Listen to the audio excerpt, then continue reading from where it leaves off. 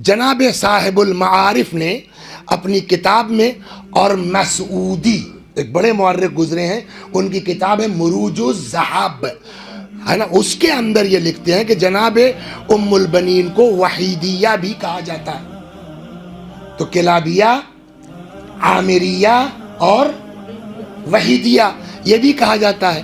یہ بھی اسی وحید ابن کعب کی طرف نسبت کی بنا کے اوپر ان کو وحیدیہ بھی کہا جاتا ہے، عامریہ بھی کہا جاتا ہے۔ اب آئیے یہ تو ہو گئے باپ کی طرف سے، اب آئیے ماں کی طرف سے، ابھی پورا شجرہ آئے گا۔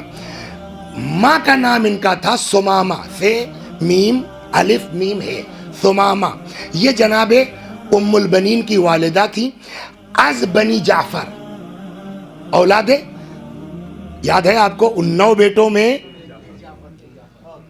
تو عامر سے ابا ہے، جعفر سے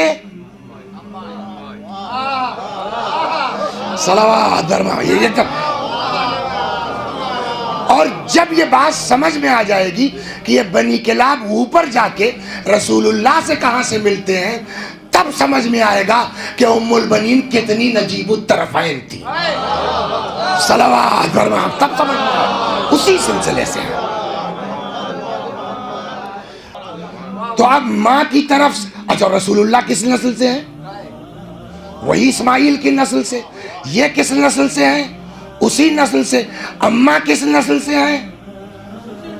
تو یہ دماغ سے نکال دیجئے کہ جناب فاطمہ ام البنین کا خاندان کوئی الگ تھا،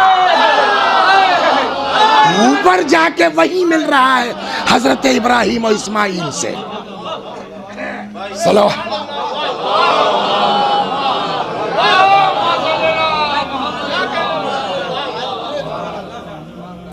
تو اس کا مطلب کہ جناب ام البنین کے اجداد اور مولا کائنات کے اجداد آگے جا کر کے یہ لوگ کامن ہو جا رہے ہیں۔ اسی طریقے سے ان کی والدہ کے بھی اجداد اوپر جا کر کے ایک ہو جا رہے ہیں۔